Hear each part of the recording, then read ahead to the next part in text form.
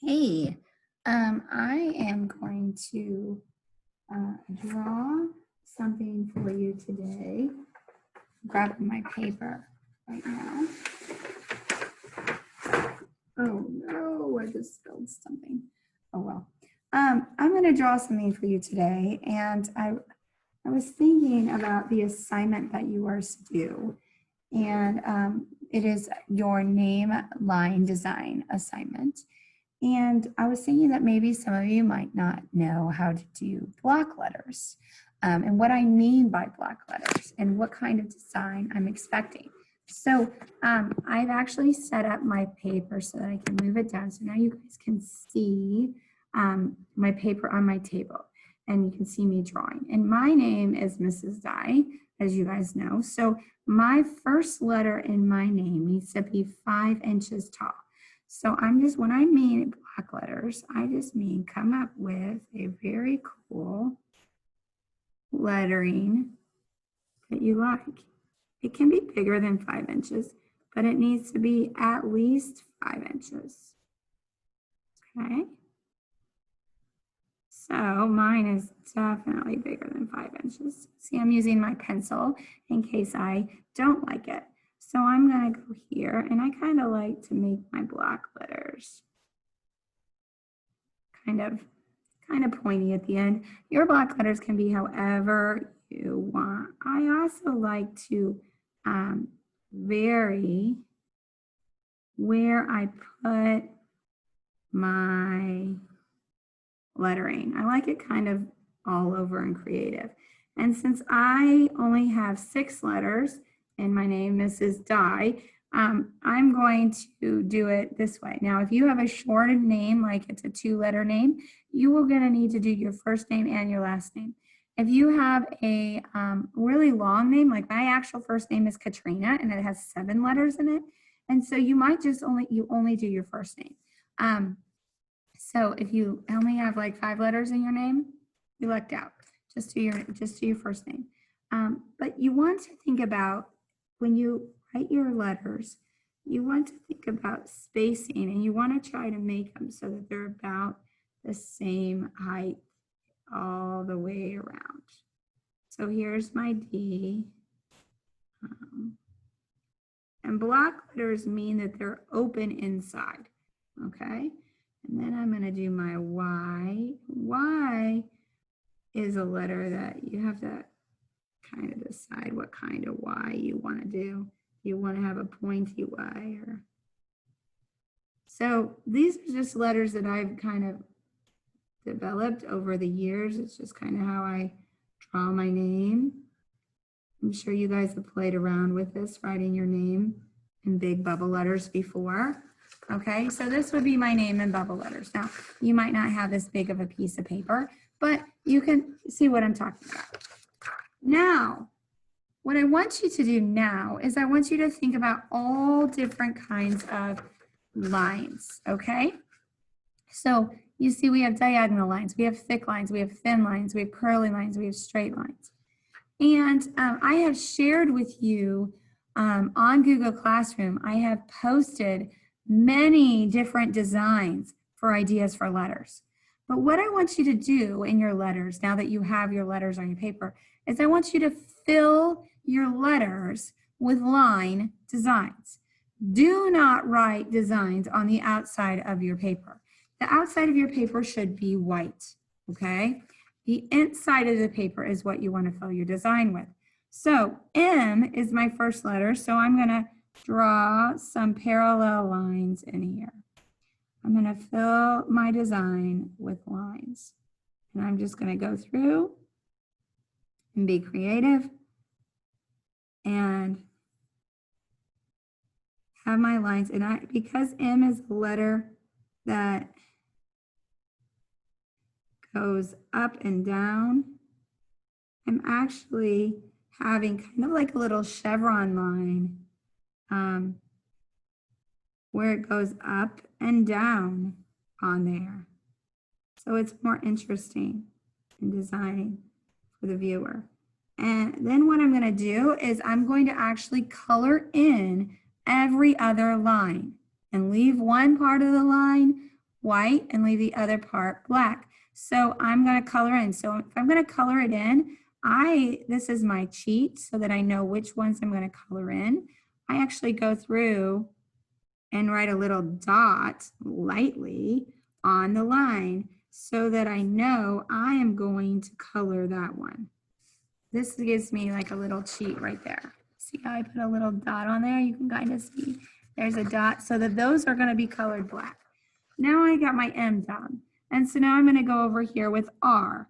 And maybe R, I want to do, it's a curve. So maybe I want to do curvy lines in there. So I'm going to go in here. And I'm going to do a curvy line. And I like to repeat the line. And so I kind of follow it around, because I think that makes it look more interesting. And really, guys, I just have fun.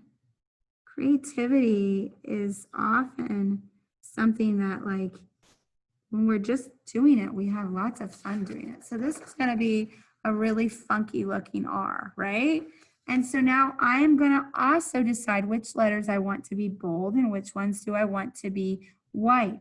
So I'm going to go through and I'm going to make sure the ones that are going to be bold, I'm going to go through and I'm going to be very careful about where I put my dots to make sure that those ones just in particular get colored.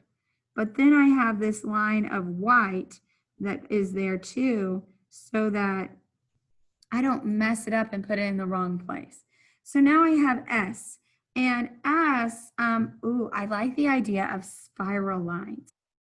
So maybe I want to do spiral lines on my S.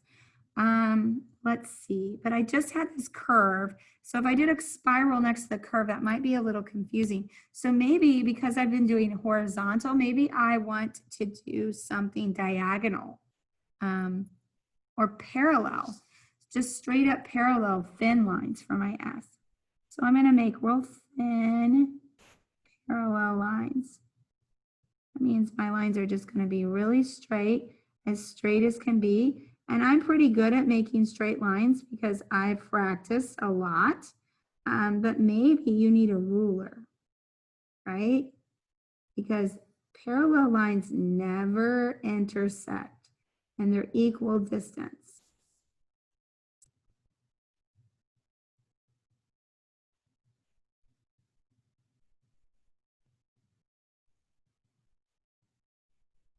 So a ruler would be really helpful, using a ruler for this, because you don't want your lines to intersect with each other. Because then they would be what they called converging lines.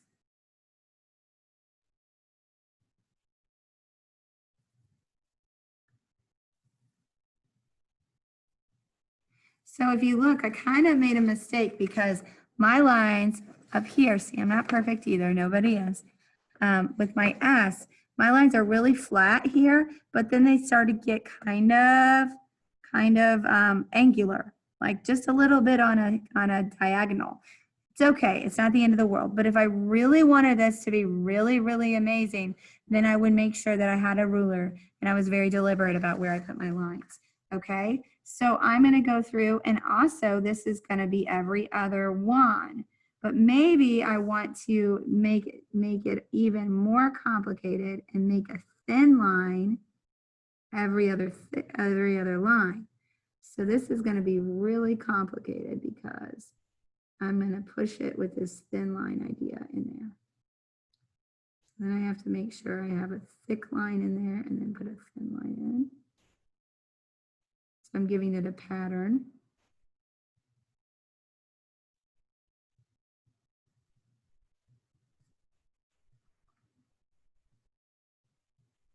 So really the only line in my that I'm going to actually color is going to be my thick line, or my thin line, sorry.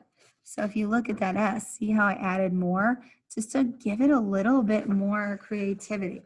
Okay, so now I'm at D, right? So my D, I'm going to go down here And I decided at this time I want to do vertical lines because D is a big letter. And I'm going to put in these long vertical lines because then that's going to make you follow your eye. And that's going to be really cool.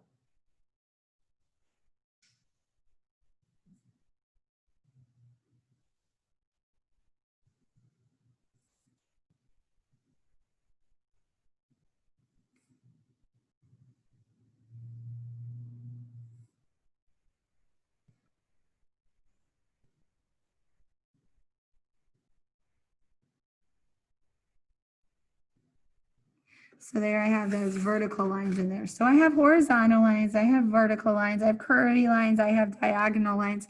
And now I really do want to do spiral lines, but because the E looks kind of like a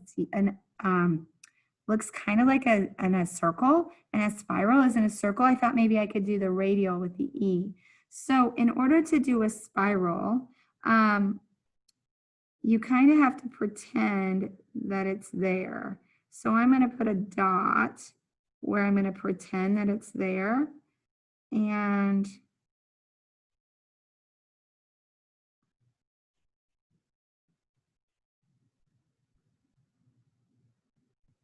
I'm doing it super, super, super light so that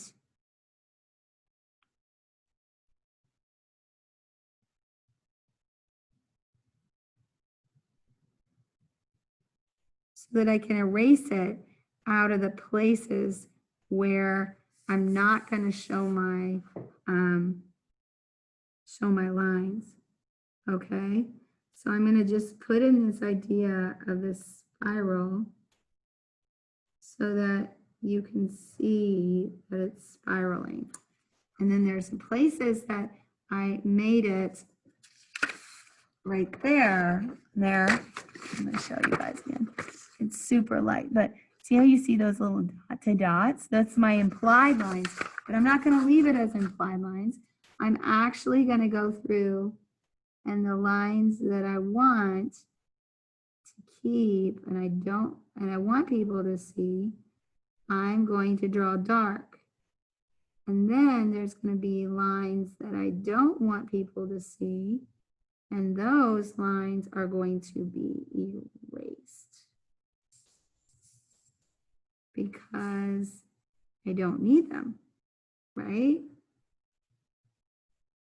And what I'm doing is I'm making this idea of the E be a spiral, which I think is really interesting. And then I'm going to erase out the other part. So it's going to look pretty cool. So I'm going to color each of those in. And so it's going to be every other. So it's going to be like the spiral and some of it's going to be colored and some of it's not going to be colored. Okay. Just like all the rest of them, before I color anything, I plan where I'm going to color them. And I do that by, I put a little dot where I'm going to color it. Now my Y needs to be somewhat different because I want to show that I know another kind of line. So I'm going to put in some zigzag in there, but my zigzag is going to be kind of sharp. So I'm going to do kind of random zigzag. Okay. So I'm going to follow my lines around.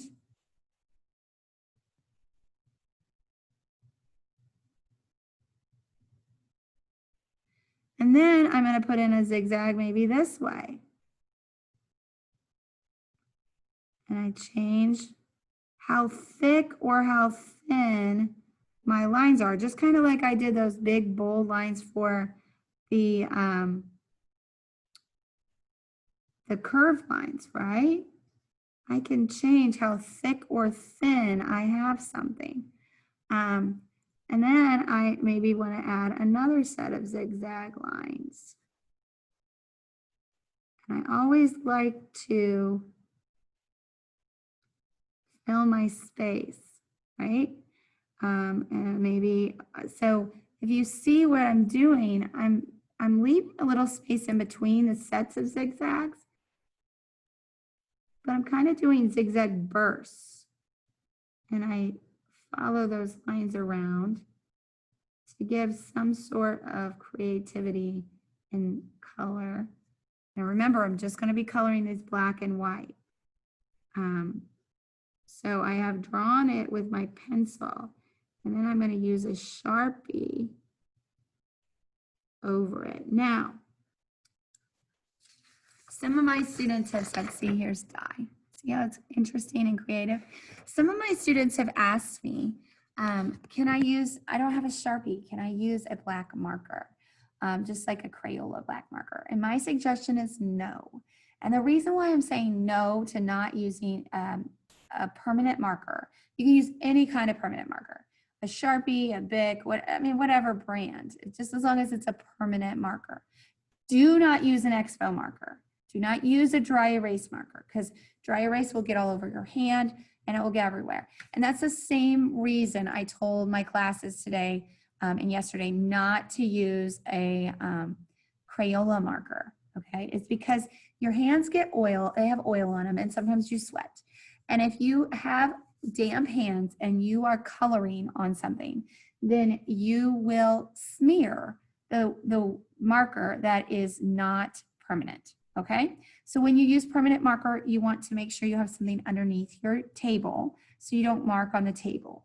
And you also want to make sure that the tip of the marker is the size that you want.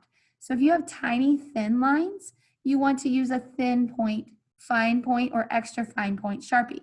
If you have thick lines, you can actually use a thicker point Sharpie, right? I have a permanent marker here, and it's actually an artist marker, Ticonderoga, and it's real thick, right? So I'm not going to use this in the thin area, but I am going to use it in the thick area because then it will take less time to do. Okay. If you do not have a Sharpie, or a permanent marker, do not use any other kind of marker. Just don't use a permanent marker. Okay. The other thing you could do if you don't have a permanent marker is you could use a black colored pencil. If you have a black colored pencil, only black, no other color.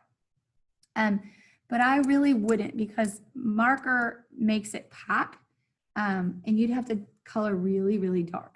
You can use your pencil, and you could color in with your pencil. And just make sure you color in the right places with your design. So you have some bold and some not bold, right? Maybe you have some thin lines and thick lines, and make it really, really interesting. I look forward to seeing what you guys submit. Have a great day, everyone.